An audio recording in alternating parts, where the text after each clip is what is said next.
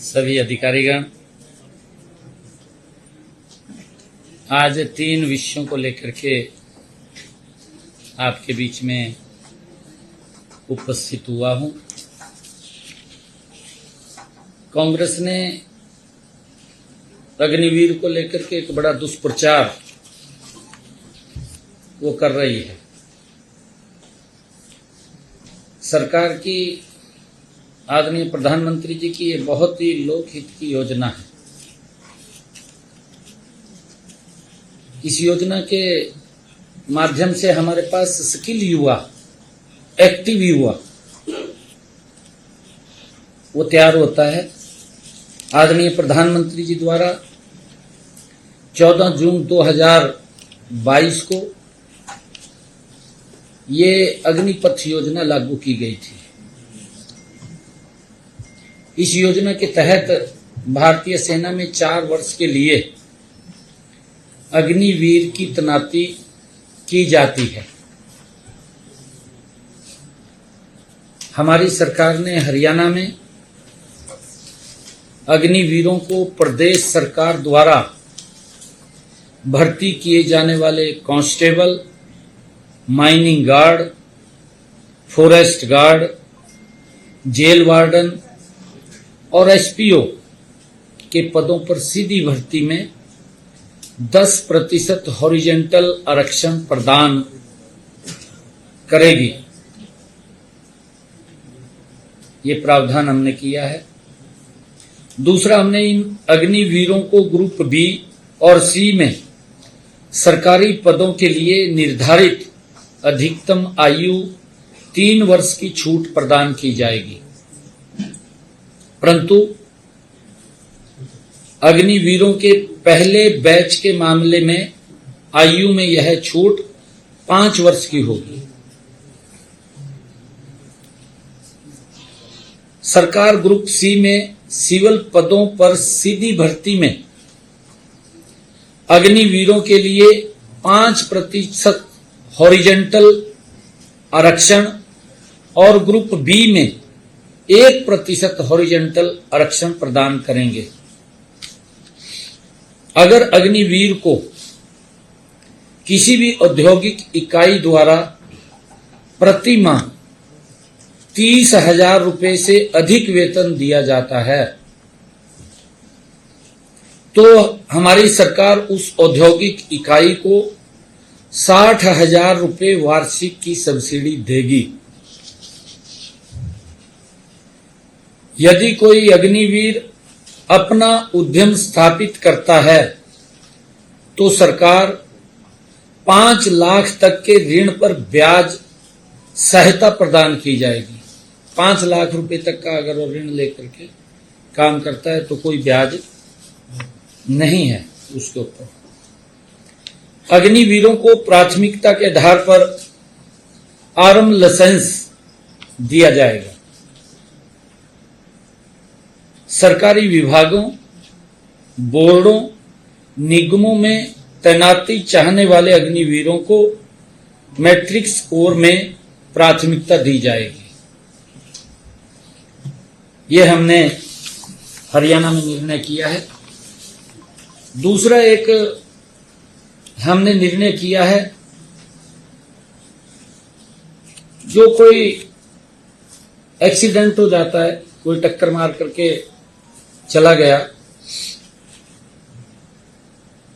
भारत सरकार के सड़क परिवहन एवं राजमार्ग मंत्रालय द्वारा टक्कर मारकर भागना, हिट एंड गो, मोटर वाहन दुर्घटना पीड़ित कंपनसेशन स्कीम 2022 25 फरवरी को अधिसूचित की गई।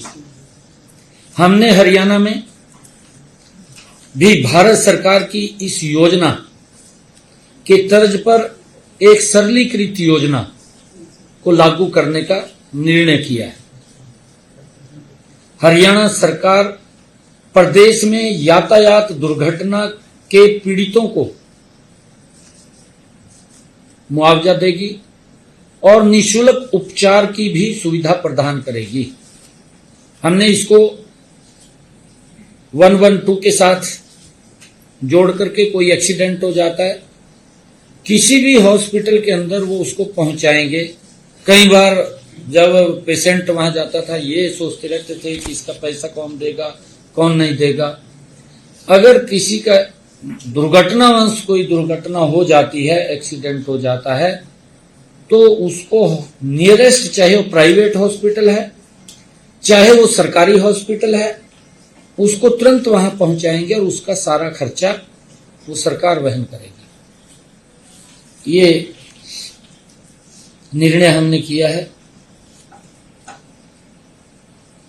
और ये सारा का सारा खर्चा ये जो वहन होगा ये हरियाणा रोड सेफ्टी फंड से किया जाएगा।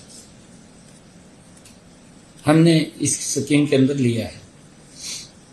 इस स्कीम के तहत बीमाकृत तथा बीमा रहित वाहनों और टक्कर मारकर भागने वाले वाहन दुर्घटनाओं के पीड़ितों को कैशलेस उपचार की सुविधा प्रदान की जाएगी।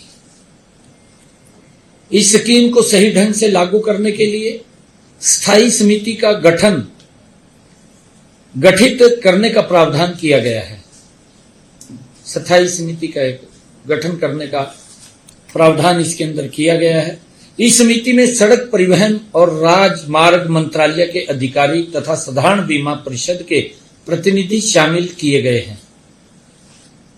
इसके अतिरिक्त इस स्कीम को जिला स्तर पर उचित रूप से लागू करने के लिए एक जिला स्तरीय कमेटी का भी गठन किया जाएगा। किसी भी आवेदक को कैशलेस उपचार के लिए दावा संबंधित दावा जांच अधिकारी को प्रस्तुत करना होगा तथा दावे की रिपोर्ट जांच अधिकारी द्वारा दावा निपटान आयुक्त डीसी को वो भेजी जाएगी और जांच आयुक्त द्वारा रिपोर्ट प्रस्तुत करने के 15 दिन के अंदर कंपनसेशन के भुगतान के आदेश जारी कर दिए जाएगा और इसके 15 दिन के अंदर ही मुआवजे का भी जो पैसा उसके इलाज के लिए खर्च हुआ वो भी तुरंत जारी हो जाएगा। जो भी हॉस्पिटल के अंदर जहां उसके इलाज के लिए दवाई या कुछ और उसका जो खर्चा आएगा वो भी दिया जाएगा। अगर दुर्घटना में पीड़ित की मृत्यु हो जाती है तो कंपनसेशन का भुगतान उसके परिजनों को किया जाएगा। घायल होने की अवस्था में पीड़ित को ही मुआवजा दिया जाएगा। ये हमने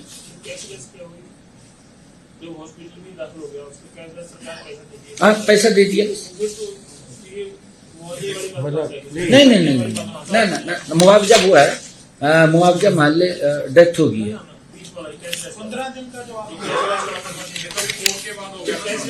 नहीं कैशलेस हो गया। मान ले एक मिनट में पूरा बता देता हूँ। हॉस्पिटल के अंदर पेशेंट चला गया, डॉक्टर चाहे वो प्राइवेट है चाहे सरकारी है, उसके ऊपर जो दवाई का खर्चा है, मार्केट से दवाई आई है, जो भी खर्चा उसके ऊपर हुआ उसका तो बिल लेगा ना डॉक्टर। नहीं, हॉस्पिटल को पेमेंट करना, हॉस्पिटल को वही कह रहा हूँ। यही कह रहे हैं सीएम साहब कह रहे हैं कि मुआवजा अगर दुर्घटना में कोई डेथ हो जाती या अपाहिज हो जाता है तो फैमिली या परिवार, हॉस्पिटल को जो भी डॉक्टर है, वही बात मैंने कही कि डॉक्टर को, डॉक्टर जो इलाज करेगा उसका जो खर्चा हुआ है, अस्पताल को आप अस्पताल मान लो, आप अस्पताल मान लो, क्योंकि उसका खर्चा तो हुआ है ना हॉस्पिटल का। जो वो खर्चा उसका हुआ है वो डीसी के पास एप्लीकेशन देगा और 15 दिन के अंदर उसका भुगतान हो जाएगा। हो जाएगा। हाँ जी, ये 112 है। 112 को हमने जोड़ा है ना। मान लो एक्सीडेंट रोड के ऊपर हो गया, पुलिस की कोई गाड़ी एम्बुलेंस कोई व्यक्ति उठा करके ले गया, उसको हॉस्पिटल में ले गया तो जाके एडमिट करा दिया। कई बार ये देखते हैं कि भाई अभी पैसे आएंगे, इसके ऊपर तो इतना खर्चा है, ये खर्चा है। ये अधिकार पूरे वहां हॉस्पिटल्स को दिए गए हैं कि वो देखिए, वो तो दुर्घटना के अंदर अनलिमिटेड का इसके अंदर कोई सवाल ही नहीं।